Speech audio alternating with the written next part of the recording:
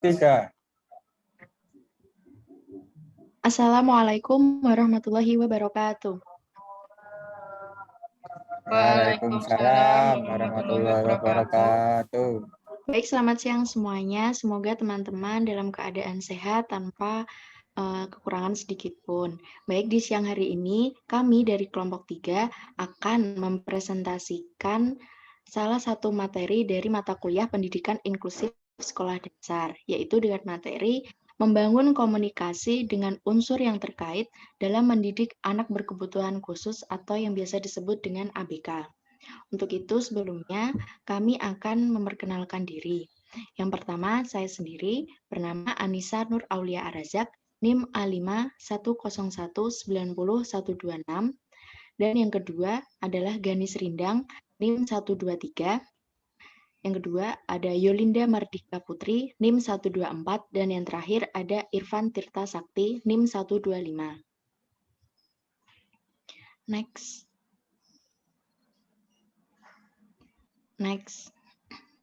Baik, untuk yang pertama, pihak-pihak yang terkait itu ada orang tua, guru pendidikan khusus atau GPK, siswa reguler, dan juga terapis. Yang pertama, dipersilahkan.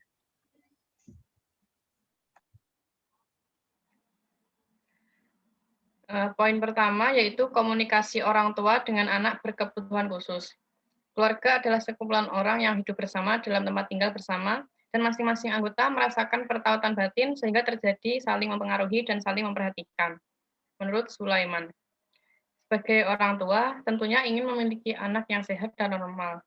Namun kenyataannya banyak orang tua istimewa yang dititipkan oleh Tuhan, anak yang istimewa pula, untuk dirawat dan dijaganya, yaitu anak berkebutuhan khusus.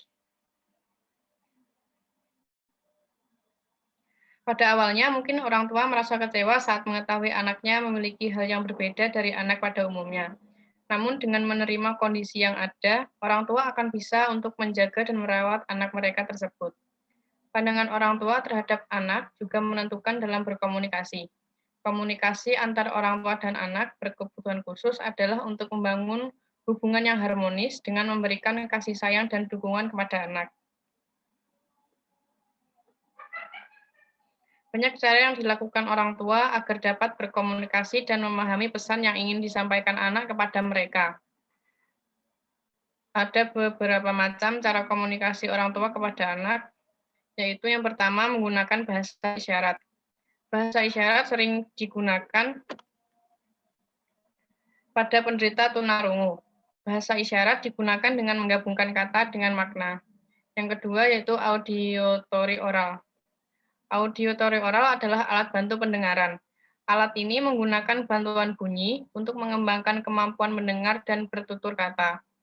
Yang ketiga, komunikasi augmentasi. Komunikasi augmentasi atau AAC, Augmentative and Alternative Communication, adalah media atau alat yang meningkatkan kemampuan komunikasi dalam biasanya digunakan oleh anak penderita autisme, karena media ini membantu anak untuk belajar kata-kata dari awal, dan media ini memberikan kata yang diucapkan bersama dengan gambar untuk membantu anak yang tidak mau berbicara atau sulit berbicara. Untuk terus merawat dan mendukung anak berkebutuhan khusus, orang tua harus telaten dalam mengajarkan anak dalam komunikasi pada kesehariannya. Orang tua juga mencoba memahami pesan apa yang ingin disampaikan anak kepada mereka, baik dalam isyarat maupun melalui kata-kata. Baik, untuk yang kedua yaitu guru pendidikan khusus yang akan disampaikan oleh Mbak Ganis. Guru pendidikan khusus atau disebut juga dengan GPK. Kunci keberhasilan pendidikan inklusif adalah kerjasama guru kelas dan GPK dalam pendampingan anak berkebutuhan khusus sehingga menjadikan pelayanan sekolah terkait pendidikan inklusif menjadi efektif. Kompetensi komunikasi guru dapat menumbuhkan rasa percaya diri pada anak berkebutuhan khusus. Kompetensi komunikasi adalah seperangkat kemampuan seorang komunikator untuk menggunakan berbagai sumber daya yang ada di dalam proses komunikasi. Jubaidah 2009-375. Guru pendamping khusus perlu mengenal dan memahami karakteristik anak berkebutuhan khusus sebagai langkah dalam menganalisa konteks di mana komunikasi akan berlangsung sehingga pesan dapat tersampaikan dengan baik. Memiliki pandangan yang positif terhadap anak berkebutuhan khusus akan mempengaruhi konsep dirinya. Perlu memberikan motivasi dan dorongan kepada anak berkebutuhan khusus agar tidak merasa berbeda dan mampu melakukan hal-hal yang sama dengan anak pada umumnya.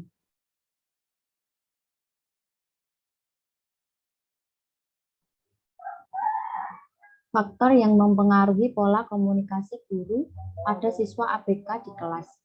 Yang pertama, kompetensi dan kemampuan komunikasi guru, kesiapan siswa, dukungan lingkungan, serta orang-orang di sekitar ABK, seperti helper dan orang tua juga menjadi faktor lainnya.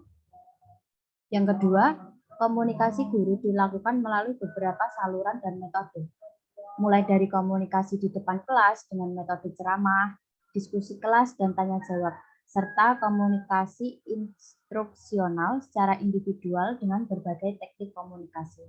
Yang ketiga, penggunaan tutor sebaya dilakukan untuk mengefektifkan pembelajaran.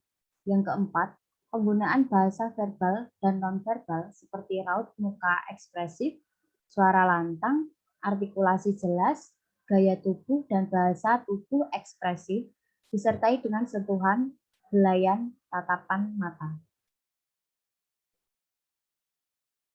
Cara komunikasi GBK dengan anak berkebutuhan khusus antara lain, yang pertama, pada anak tunarungu, yaitu ada 3 metode. Yang pertama metode auditori oral, yaitu metode ini menekankan pada proses pendengar serta bertutur kata dengan menggunakan alat bantu yang lebih baik, seperti alat bantu pendengaran, penglihatan, dan sentuhan.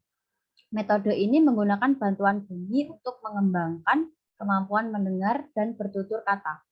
Yang kedua yaitu metode membaca bibir, di mana komunikasi dengan metode ini baik untuk mereka yang mampu berkonsentrasi pada bibir penutur bahasa. Metode ini mengharuskan anak-anak untuk selalu melihat gerakan bibir penutur bahasa pada tempat dan dalam situasi ini. Penutur bahasa harus berada di tempat yang terang dan dapat terlihat dengan jelas. Yang ketiga ada metode bahasa isyarat. Pada umumnya, bahasa isyarat digunakan secara mudah dengan menggabungkan perkataan dengan makna dasar.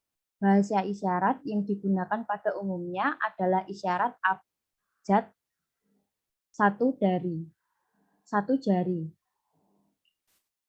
Yang kedua, untuk anak autisme.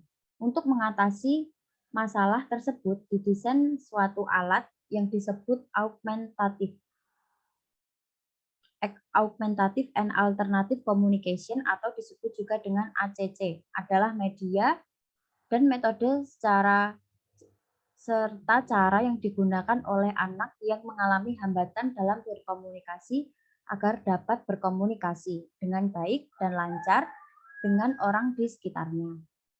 Yang ketiga, untuk ABK tunagrahita yaitu komunikasi dengan bahasa verbal diterapkan karena pola komunikasi ini sudah umum digunakan di masyarakat, sehingga anak penyandang tunagrahita dapat berkomunikasi dengan orang lain ketika terjun di masyarakat. Baik, untuk yang selanjutnya siswa reguler yang akan disampaikan oleh Mas Tirta. Silahkan Mas Tirta. Ya, menurut Man Aswar 2013, sikap memiliki beberapa komponen penting yang saling mempengaruhi, yaitu kognitif, afektif, dan konatif. Komponen kognitif yang merupakan dasar pengetahuan dari informasi yang didapatkan sehingga terbentuk suatu keyakinan atau kepercayaan mengenai apa yang dilihat dan diketahui dari objek sikap sehingga menciptakan suatu gagasan bagi objek. Selanjutnya, komponen afektif berkaitan dengan perasaan senang dan tidak senang yang melibatkan aspek secara emosional. Sementara itu komponen konatif adalah kesiapan untuk berhubungan dengan orang lain yaitu menunjuk pada perilaku atau kecenderungan seseorang untuk berperilaku yang berasal dari diri seseorang yang kaitannya dengan objek. Artinya, bagaimanapun perilaku seseorang itu karena ditentukan oleh hasil kepercayaan kognitifnya dan perasaannya terhadap objek. Daya Kisni dan Nia 2019 serta Tresfi dan Respati 2012 mengungkapkan bahwa sikap adalah pandangan atau kesiapan seseorang dalam bertingkah laku, baik dalam bentuk sikap positif maupun sikap negatif. Ketika seseorang menyikapi suatu objek secara positif, maka kecenderungan perilaku yang muncul adalah mendekati, menyenangi, dan memunculkan harapan terhadap objek tertentu. Sedangkan perilaku yang dimunculkan ketika bersikap negatif adalah kecenderungan untuk berperilaku menjauhi, menghindari, membenci objek tertentu sampai ada kecenderungan untuk melakukan bullying.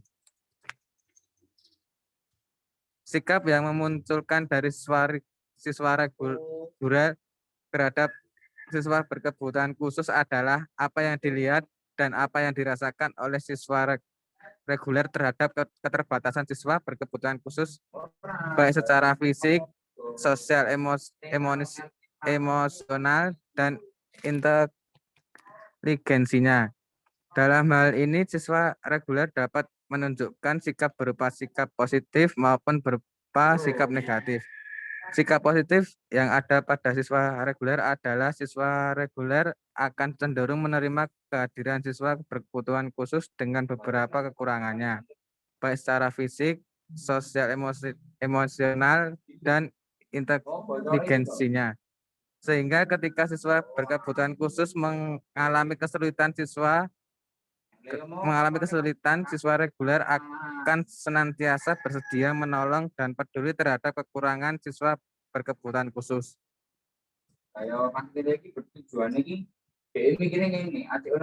Tim terapi.